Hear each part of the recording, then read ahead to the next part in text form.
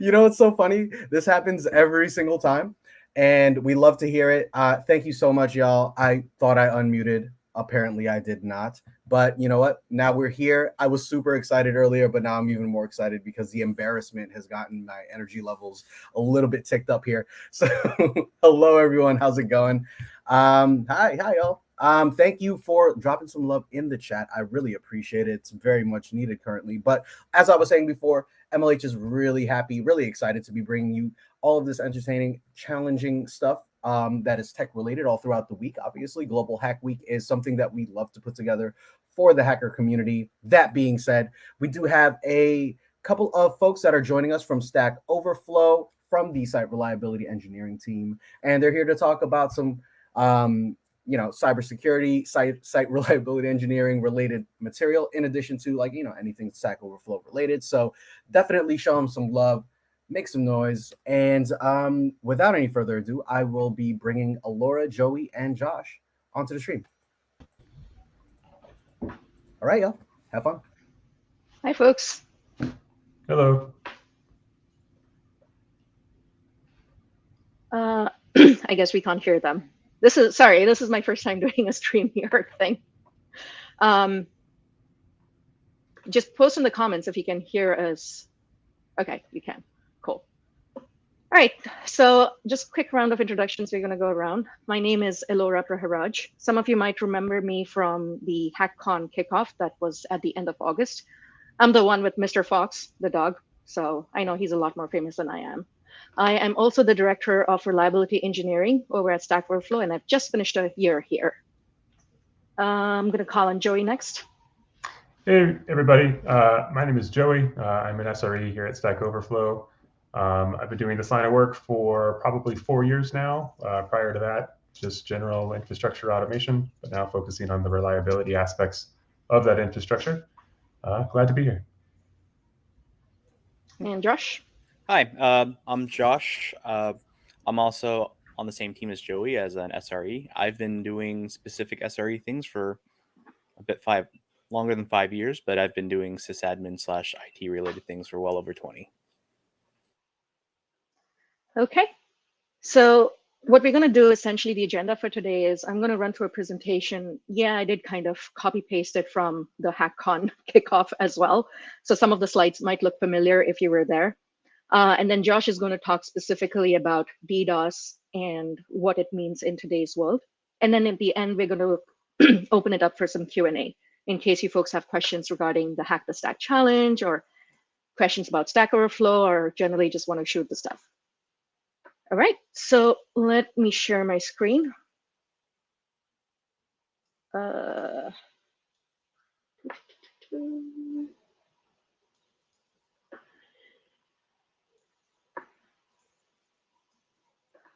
you folks see the screen? Okay. I probably should move that into presentation mode. Still there with me? Perfect. All right, cool. So already told you what we're going to talk about. Yes, this is me. That's Mr. Fox. Just a rehash of my intro. A little bit of background about me. My first language was C. I've worked in C, C++, Fortran, JavaScript, Perl, and Python. I will say that Fortran and Perl not really out of choice. It was a requirement of the job I was at. I started as an individual contributor, then I moved over to tech lead, then team lead, and now I'm an engineering manager, and I've been doing SRE style stuff since 2015.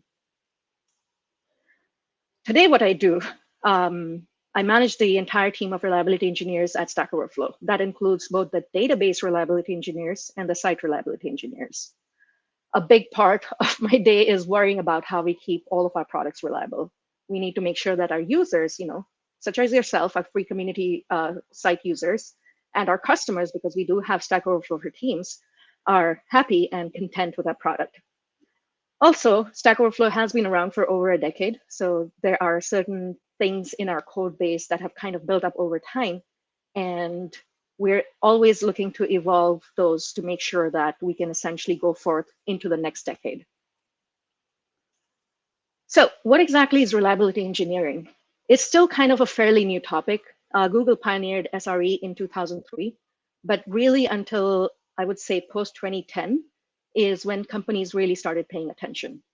And now 10 years, actually 12 years down the line, there's still a lot of companies that are trying to embrace SRE principles. It means we're applying essentially software engineering principles for operations, infrastructure, and IT. The way we do application development, like when you write a program, the end-to-end SDLC process, we want to apply that exact same thing to any kind of operation that's manual, any kind of infrastructure setup, and the IT help desk style operations. I'll give a quick example here. One of the examples is if someone has to configure a machine from scratch, a server they're setting up. Generally, we think, oh, a sysadmin goes in and configures that particular machine. They run some commands on it.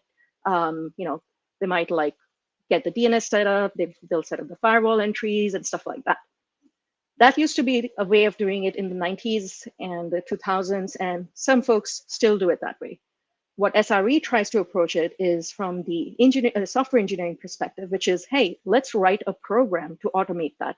So if you've heard of like Chef, Puppet, Ansible, tooling like that, it's essentially taking that, writing that code, and then leveraging that to actually set up the servers. Then there is, leveraging software as a tool to manage these systems. Reliability engineers always balancing the release of new features against how do we make sure that the product stays stable. So on one side, we want to release a lot of business features so that our products, can be more interesting and can serve more clients. But what's the best way of making sure a product stays completely stable? Just never do any code changes to it. Just leave it alone. If it works, don't touch it. And that's kind of the balance that we play with every day. We also want to reduce a lot of the manual toil. So the example that I gave of setting up a server manually, instead of doing that by hand, if you had to do like 100 of those, yeah, I think I would want to shoot myself. So instead of that, I would prefer to write a program.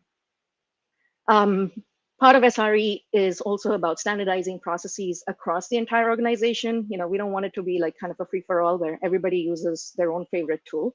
We want to make sure there's some standards in place so we can essentially impose some discipline and have normalized processes.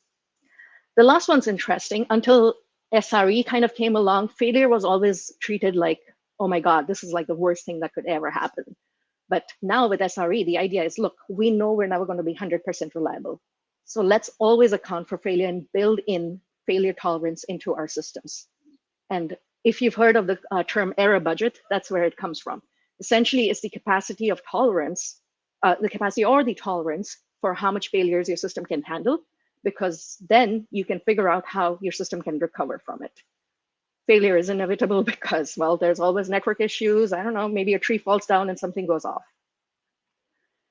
Okay, what does reliability engineering at Stack mean? It means that the reliability engineering team is responsible for all of the infrastructure. So I've put in a couple of those, my IAC and config CAC. Those are buzzwords these days, but what they really mean is infrastructure as code. Remember the server example?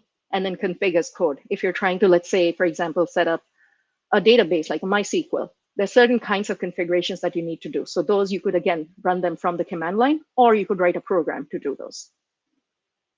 The team is responsible for making sure that we provide the common platforms for application development. So this goes back to what I mentioned earlier about having standardized processes, again, across the entire organization. That means that we provide the compute infrastructure.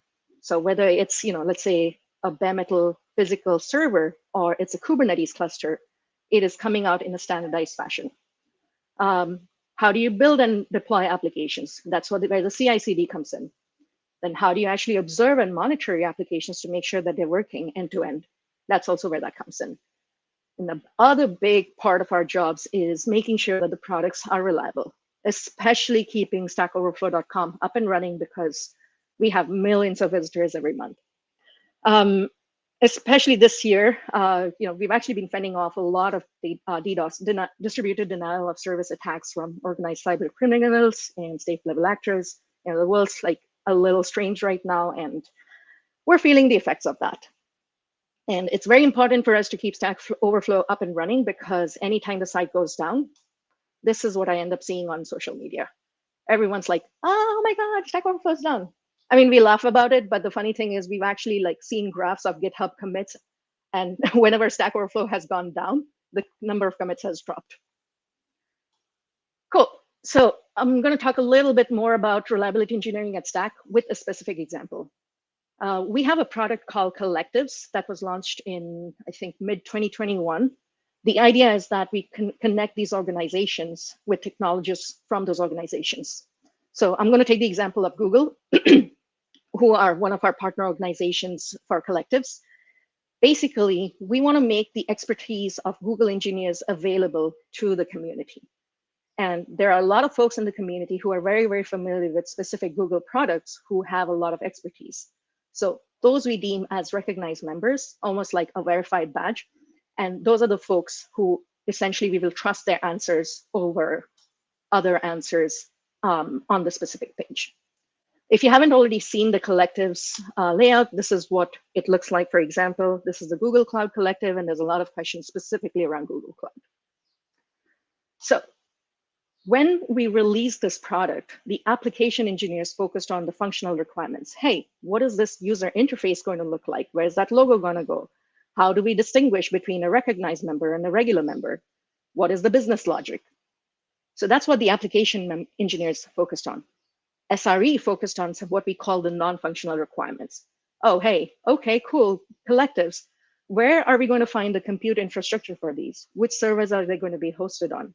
Are these changes actually performing as we expect? Are these changes going to take down or slow down the main Stack Overflow.com site? Are these changes scalable? Are we building them in such a way that we can add other features easily? Do we have observability and monitoring on the systems? Can we see what's going on? So those are the kinds of things that SRE deals with, which is different from what application engineers deal with. And I wanted to use that as an example. And with this, I am going to pass it over to Josh. Thank you. Hi.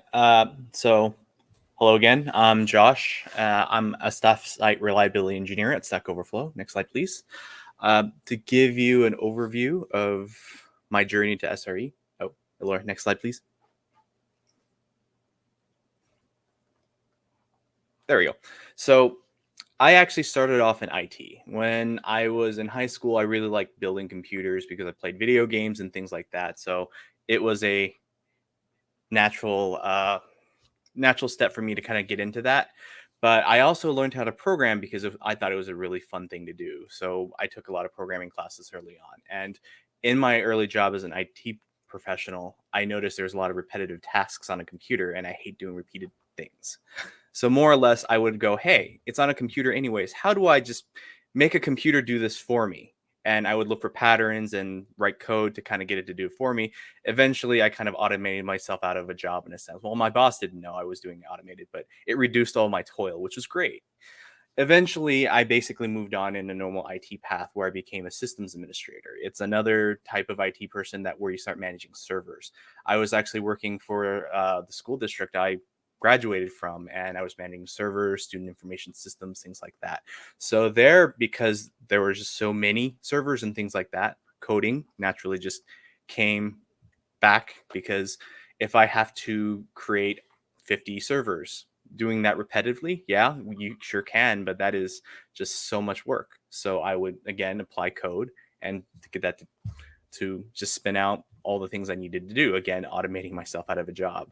It's kind of a repeating pattern with SRE. Eventually, I got a job in finance at Bank of America, where basically I started doing DevOps. That's actually another side of SRE where when you take code a developer basically writes, you have to build it. And then after you build it, you have to put it on something for it to actually do work. You could very easily just say, okay, let me click build, copy, paste, run. But of course, again, that's manual toil. So the practice of DevOps is how do you automate that? So whenever you basically apply some code or make code changes, it builds automatically, goes through some tests, and then deploys onto the server before people can actually use it. I did that for a while, and it was very interesting because it was finance and the scales that they go on before basically starting off at Stack Overflow here a little bit over 2 years ago, where now I do a little bit of DevOps, I do a little bit of sysadmining, but basically the general SRE practice. Anywho, I'm going to go over some interesting examples of DDoS.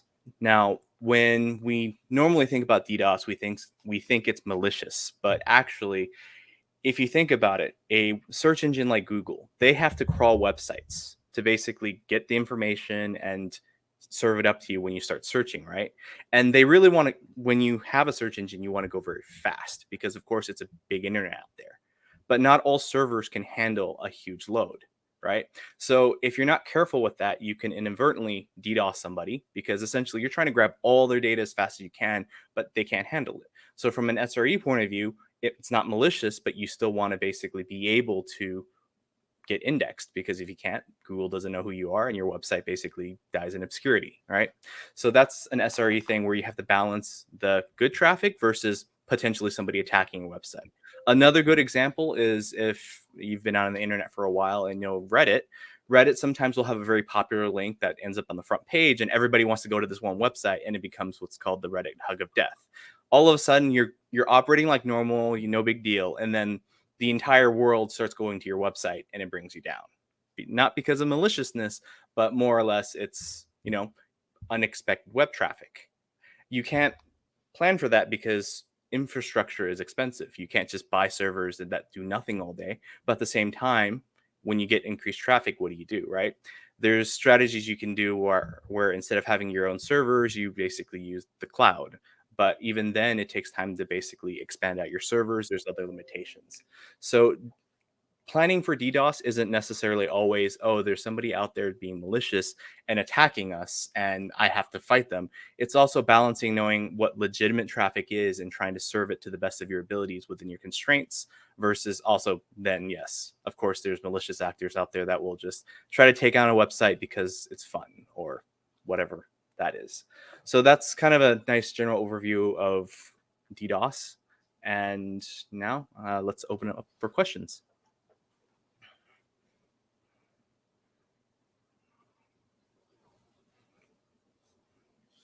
Okay, looks like the question about CI/CD tools Stack Overflow uses is highlighted. I can take this one. So we've been leveraging something called TeamCity, which has been in our pipeline for a while. And now we're essentially looking to move away from TeamCity to slightly more modern technologies where we're essentially evaluating tools like Circle CI for continuous integration. And we are leveraging actually Octopus in our toolchain for CD.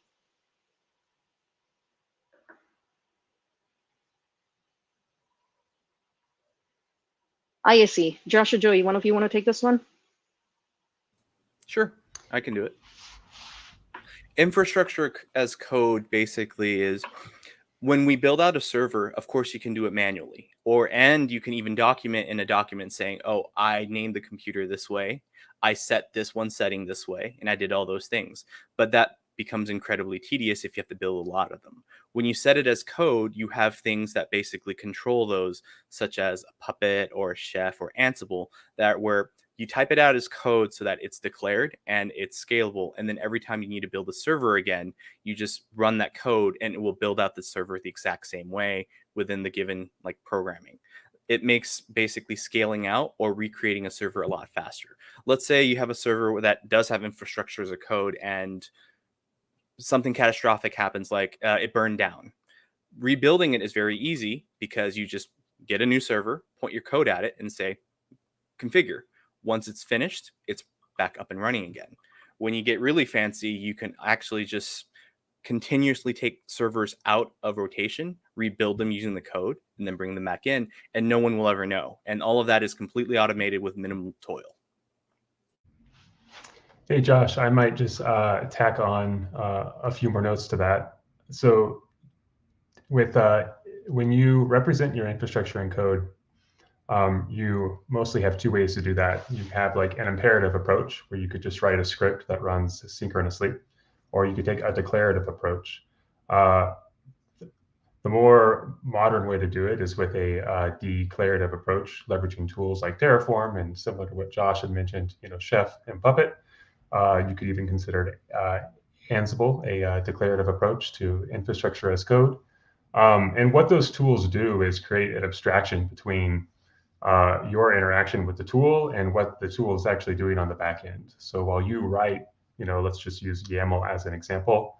I want 4 servers. So, through some properties in YAML, you just declare, the count of servers you want, the memory you need, the CPU that is required, your tool of choice that is, leveraged in your infrastructure as code pipeline, like Terraform or Ansible or Puppet, takes those properties and on the back end deals with ensuring that it exists.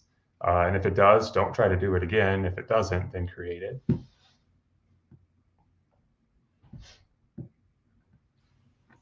Okay. I guess using Stack Overflow to help fix Stack Overflow while working at Stack Overflow is like inception. But on a more serious note, if the website goes down, yes, we do have backups on our site, which we can leverage to look up any kinds of information that might be there. I can take this one. What skills do you look for, or do you recommend we invest in before becoming an SRE? So an SRE is, again, like still a kind of a new-ish role. It's not something that I've seen a lot of universities teach in classes as well, but I consider this to be extremely important, and I would really love to see universities take more interest in having specific SRE style courses. That said, the main thing for me when I look for hiring an SRE is, do they know how to code in a higher level language? And when I say higher level language, I don't mean like just a scripting language like Bash or PowerShell. I'm talking about things like Python or C, C++, Java, any of the other higher level programming languages, because it is extremely important that an SRE knows how to code, and they can code, as Josh kept saying, they can automate themselves out of a job. The other part is essentially with a focus on looking for the stability and reliability of systems. I would definitely recommend taking some systems courses. I personally took like a bunch of operating systems courses, did some kernel level programming on FreeBSD. You don't necessarily need to know kernel level programming, but having a working understanding of basic infrastructure setup, networking, really, really is helpful. And finally, the other thing that I look for with an SRE is good communication skills, because this is somebody who sits kind of at the intersection of many different parts of the organization. We're essentially supporting the entire engineering organization, and we need to be able to make it very, very clear that, look, these are the best practices. We are supposed to socialize and evangelize the best practices. Remember in my presentation, I said, it's that balance between releasing new features and focusing on reliability. A lot of times that leads to a lot of negotiations. So definitely making sure that you can communicate in a clear manner what exactly you're trying to get done is extremely helpful. I hope that answers your question.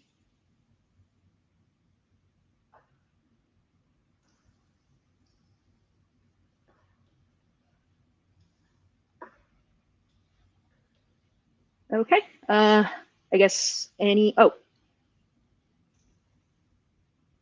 Hey, Josh and Joey, I'm going to punt this over to you. Let's see. Are there any resources you have used for learning networking and operating systems?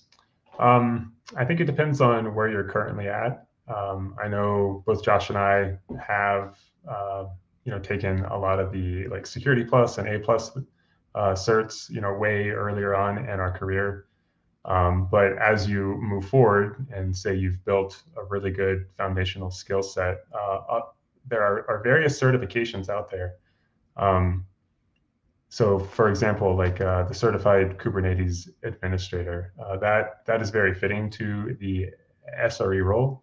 But I would say that don't go get a cert just to get a cert. Approach the cert for the structure of the course, because it's going to start you from the very beginning and work you all the way through to the very complex bits of it. So whether you sit for the exam and get the certification in the end, that's up to you. But those courses are very excellent from taking you from like 0 to 10 very quickly. Yeah, Yeah, go ahead. Yeah, like Joey mentioned, like very early on in my career, I did CCNA. That was Cisco for networking, and I was originally a Microsoft tech, so I took their OS class, like OS courses, right? But that becomes less relevant because it specializes you. So broad strokes are kind of very useful. I work in both Linux and Windows now, so more or less how what Joey described is actually a very good point. A more general course that kind of takes you from soup to nuts is a lot more useful than basically getting a certification just for, let's say, like a Windows systems admin or a Red Hat Enterprise Linux admin. And I just want to add on to that. If you're looking to learn about SRE, the Google Handbook on SRE is a great resource to get started with. I highly, highly recommend reading that.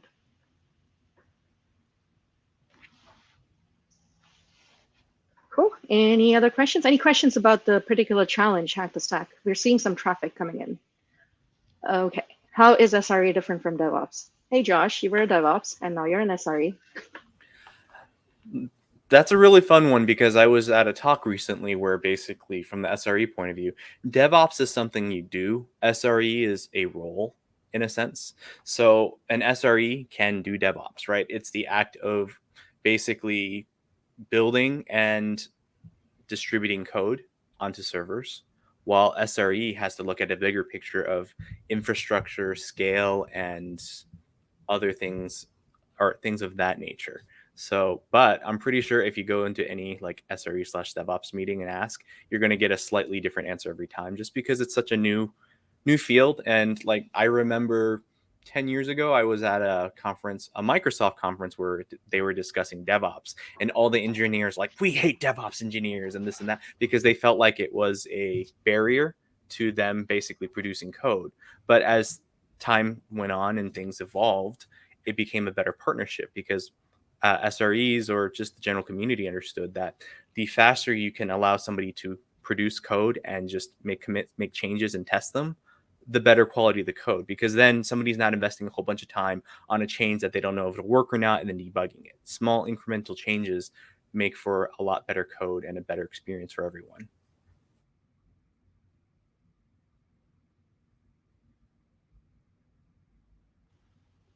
Okay. Yeah, I was just saying that we've been seeing some traffic coming into the public dashboard. So I know that some folks have already started sending over traffic. If you have any questions about that, feel free to ask them here as well. I've done Chef and I've done Ansible. Chef is terrible because it's got a steep learning curve and it's very annoying. Ansible is a lot easier to get started with, and because again, Ansible, Chef is Ruby on Rails, Ansible is Python. I just found Ansible to be a lot more user-friendly. Which development company seeks more of?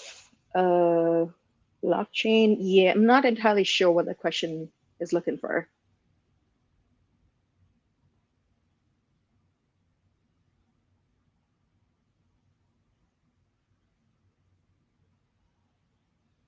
Did you mean like if what companies are looking for in terms of skills, whether they're looking for skills with experience with blockchain or Flutter or Android?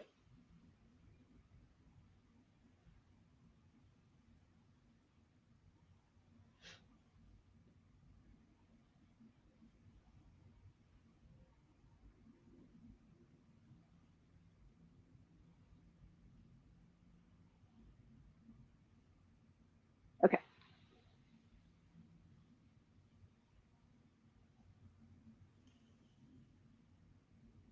Right. So, oh, there we go.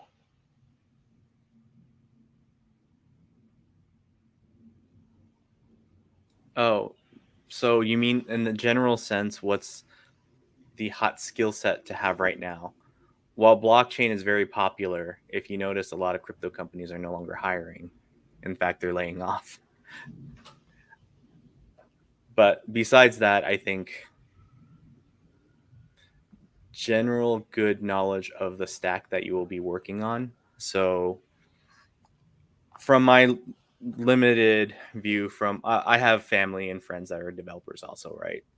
So, if you're talking about it as a general broad market statement, companies are generally want to hire somebody who's a good problem solver and, like Elora said, a good communicator. Even not in as SRE, you have to communicate with other people on the code you write and explain it. But then also, if you know the entire stack of what you will be working on, like at Stack Overflow, we are a .NET shop, right? So we have a Microsoft SQL backend, we write C#, things like that. So if you have a general good idea of that entire stack and how it works, on top of the Redis that we use as a cache and Elasticsearch, which is for searching. If you have a good understanding of that, you're more likely to get hired. So it's more specific to the company that you're seeking. Now, as far as like blockchain, yeah, I'm not saying don't learn blockchain. It's interesting, just like how AI, machine learning, is a nice thing to know. But if you want to specialize, then you have to look at where you're trying to get hired. Yeah, and again, I've been hiring folks for the past 10 years for different types of roles, all engineering, whether that's infrastructure engineering, SRE, or application engineering. And I'm never really fussed exactly about, hey, you need to know this specific tool or you need to know this specific language. Because as long as your fundamentals are clear of software engineering principles, you should be able to pick up any tool chain or any language. Because the idea is that, look, right now, all of these things are hot, right? They're all the buzzwords. But in a few years, that's all going to change. So I would focus definitely more on making sure that the software engineering principles are what you focus on. And then this, like Josh said, depending on the company you want to join, or let's say a university you want to pursue a course in, you can focus on that specific technology. Yeah, it's less about the tool and more about, do you understand the process? Prior to coming to Stack, I did not have experience with the CI/CD tools that we use here, but I did have experience with other CI/CD tools. And I could talk about the process that was implemented on the tools that I knew. Reapplying that is just, 3 months of taking what you know and applying it to a different tool. And an employer can see that.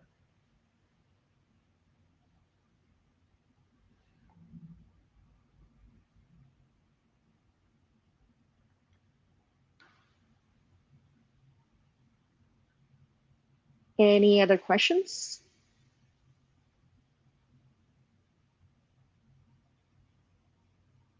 Going once, going twice, and sold. All right. But feel free to post on the Discord channel as well. We're not going to be hanging out there because we do have an entire site to keep up and running, but we'll try to get back to the questions asynchronously. Amazing. Thank you so much. I'm not muted this time. Y'all can hear me. Thank you so much, Elora, Joey, and Josh, for joining us today. Really, such a great pleasure to have so many folks coming in from Stack Overflow, one of our most widely used websites. I'm sure everyone here is just constantly on there trying to figure out stuff for their hackathon project. So thank you so much for joining us and showing us really what goes on behind the scenes. Couple of key takeaways here. Remember, be language agnostic. Try to make sure that you understand the principles of coding. SRE is a role. DevOps is something you do. And of course, Ansible over Chef. We have the official endorsement from Stack Overflow Wonderful stuff. Thanks again for joining us, y'all. And if you have any questions, feel free to tag me in Discord as well in the Stack Overflow channel. That being said, take it easy, y'all. Have a good day.